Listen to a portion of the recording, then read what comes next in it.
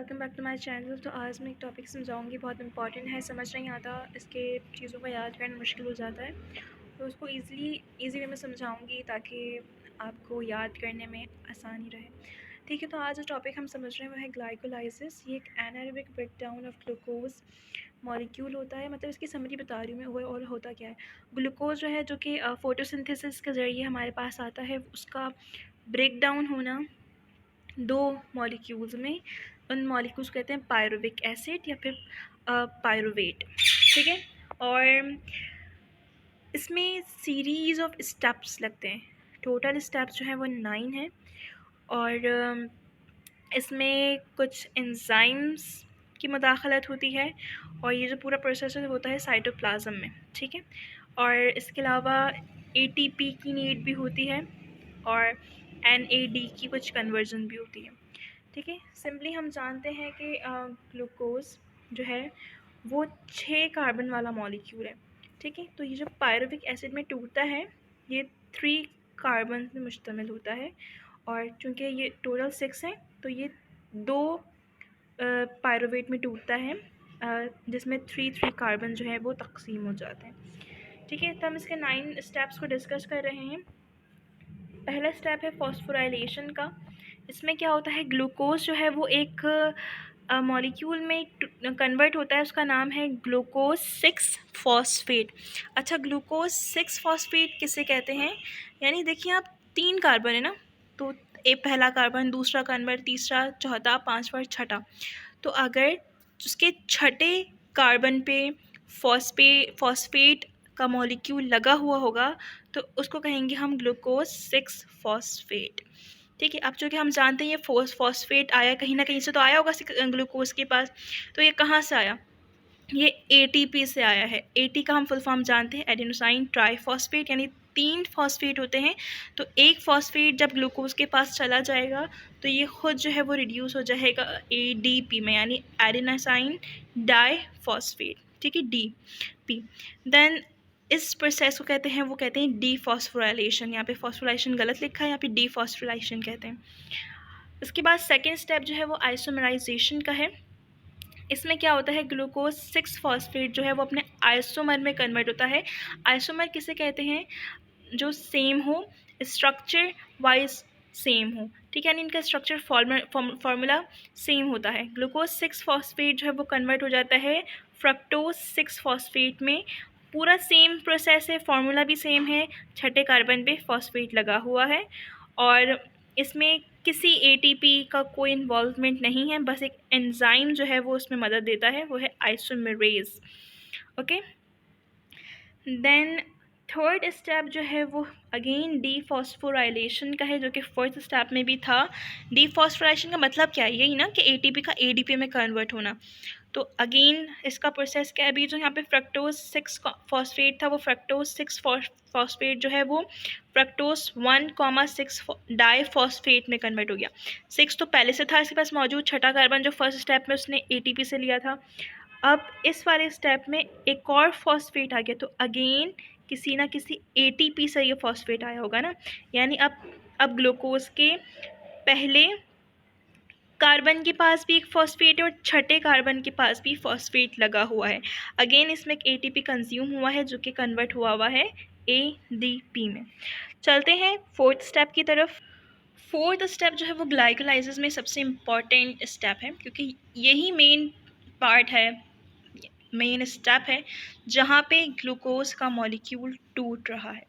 ठीक है, तो कह रहे हैं फाइनली फ्रक्टोज 1,6 डाइफॉस्फेट कहें या बाइफॉस्फेट कहें, बात एक ही है।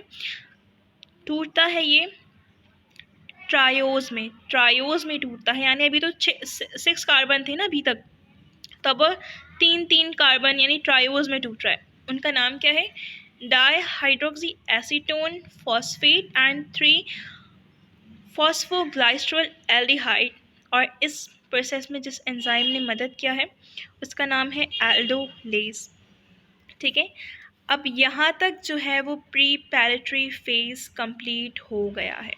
अभी तक जितने 4 स्टेप्स पढ़े हैं ये प्रीपैरेटरी फेज पे मुश्तमिल थे, यानी अभी तक एटीपी कंज्यूम हुई है। ठीक है, कुछ बना नहीं है अभी तक। अब जो है वो ऑक्सीडेटिव फेज स्टार्ट हुआ है। अब क्या होगा ऑक्सीडेटिव फेज में, हम देखेंगे कि अब यकीनन कुछ ना कुछ बनेगा, यानी बॉडी को कुछ ना कुछ मिलेगा। जो हमने कंज्यूम किया था खाना, अब उसमें से हमें कुछ एनर्जी प्रोवाइड होगी। फिफ्थ स्टेप जो है वो इम्पॉर्टेंट है, डिहाइड्रोजनेशन का प्रोसेस है। इसमें जो अभी ट्रायोज बने थे, वो अगेन हर एक ट्रायोज अपने एक एक मॉलिक्यूल में कन्वर्ट हो रहा है, और उस मॉलिक्यूल का नाम है 1,3 डाई फॉस्फोग्लाइसरिक एसिड। ठीक है, यानी अभी ऊपर हमने पढ़ा था ना, डाईहाइड्रो ऑक्सीएसिटोन फॉस्फेट बना था और 3-फॉस्फेनोग्लाइसरल एल्डिहाइड बना था। तो ये दोनों अब हम पढ़ेंगे एक, लेकिन कन्वर्ट दोनों अपने अपने उसमें हो रहे हैं। ठीक है, यानी इसका भी एक बन रहा है, इसका भी एक बन रहा है, लेकिन हम दोनों का अलग अलग नहीं पढ़ेंगे, एक ही साथ पढ़ रहे हैं। तो इसमें हमने क्या पढ़ा कि 1,3 डाई फॉस्फोग्लाइसरेट में कन्वर्ट हुआ है। अब क्या होगा कि ये जो ट्रायोज कन्वर्ट हुआ, ये 2 इलेक्ट्रॉन्स निकालेगा, 2 हाइड्रोजन निकालेगा। ये जो 2 हाइड्रोजन निकलेंगे ये NAD के साथ कंबाइन होंगे और रिड्यूस कर देंगे उसे NADH2 में। ठीक है, सिंपल प्रोसेस था, यानी NAD कन्वर्ट हो गया है NADH2 में। आपको मैं बता दी चलूँ, NADH2 3 ATP के बराबर होता है, और ये स्टोर्ड एनर्जी है। ठीक है, यानी इसको पहले ATPs में कन्वर्ट करना पड़ेगा, फिर इस्तेमाल होगा। अभी ये बैंक में रखे हुए पैसों की तरह की एनर्जी है। स्टेप नंबर 6 फॉस्फोराइलेशन होगा। अभी तक हमने डीफॉस्फोराइलेशन पढ़ा था, जिसमें ADP बन रहा था। अब यकीनन जो ADP बना हुआ है वो ATP में कन्वर्ट होगा। देखते हैं क्या होता है फॉस्फोराइलेशन।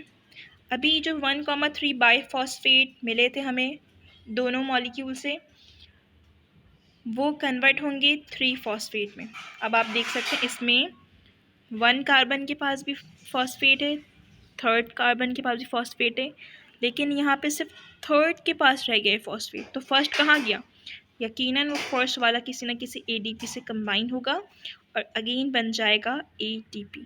ठीक है, और इस प्रोसेस को सबस्ट्रेट लेवल फॉस्फोराइलेशन कहते हैं, क्योंकि सबस्ट्रेट था ना, कोई खाना था, खाने से फॉस्फेट आके जब ADP को ATP बनाता है तो उसको कहते हैं सबस्ट्रेट लेवल फॉस्फोराइलेशन।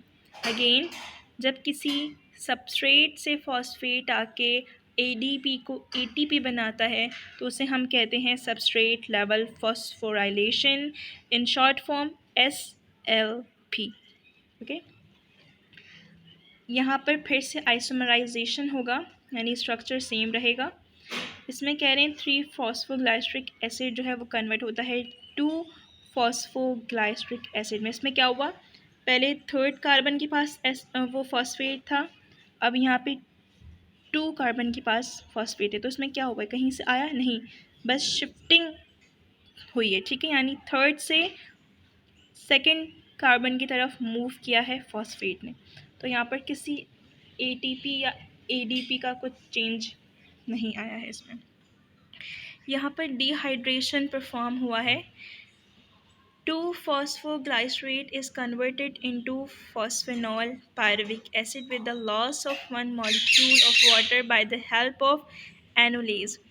एनोलेज के ज़रिए 2-phosphoglycerate जो है अभी जो हमें मिला था शिफ्टिंग के ज़रिए, वो फॉस्फेनॉल पायरुविक एसिड में कन्वर्ट हो जाएगा। ठीक है, यानी वो आइसोमर ही होगा, बस वाटर का जो है यहाँ पे लॉस होगा, बाकी फॉस्फेट की कोई चेंजिंग नहीं आई है। बट 9th स्टेप जो कि लास्ट स्टेप है, इसमें फॉस्फेनॉल पायरुविक एसिड जो है वो सिर्फ पायरुविक एसिड रह जाएगा, और अगेन जो इसका फॉस्फेट है ये ADP के साथ लगेगा और ATP में इसको कन्वर्ट कर देगा। अगेन इस प्रोसेस को SLP कहेंगे, यानी सबस्ट्रेट लेवल फॉस्फोराइलेशन। और अब मेन प्रोसेस जो है वो ग्लाइसरिक एसिड का ग्लाइकोलाइसिस का कन्वर्ट ख़त्म हो गया है। यहाँ पर हमने एक ग्लूकोज के मॉलिक्यूल को 2 पायरुविक एसिड या पायरुवेट में कन्वर्ट कर दिया। अच्छा, ये जो एक होता है ना, एक और एसिड, इसको हम एट भी बोलते हैं, यानी पायरुविक एसिड तो पायरुवेट भी बोल सकते हैं। यहाँ पर मैंने लिखा है, ठीक है। एक एसिड जो है उसको 8 में कन्वर्ट कर सकते हैं हम। समरी है इसकी टोटल, यानी कितना हमें कंजम्पशन हुआ है और कितना हमें हासिल हुआ है। तो इसमें 6th और 9th स्टेप में 4 ATP मिले हैं, जबकि फर्स्ट और थर्ड स्टेप में 2 ATP जो हैं वो कंज्यूम हो गए। यानी नेट गेन 4 में से 2 माइनस करो तो 2 ATP हमें मिलते हैं एक ग्लूकोज के मॉलिक्यूल के टूटने पर, ठीक है। और क्योंकि हम जानते हैं कि हमें 2 NADH2 भी मिले थे स्टेप नंबर 5 में, तो मैंने आपको बताया था 2 NADH2 हैं, तो वो एक NADH2 3 ATP के बराबर होता है। तो 3 × 3 कितने हो गए? 6। और यहाँ पर हमें 2 मिला था, तो यानी जब उसको हम ग्रॉस करेंगे, ऐड करेंगे, तो 6 × 2 8। हमें टोटल एनर्जी जो मिलती है एक मॉलिक्यूल के टूटने पर, वो 8 ATP के बराबर मिलती है। आई होप कि आपको समझ आ गया होगा। Thank you so much. अल्लाह हाफ़िज़। अल्लाह निगहबान।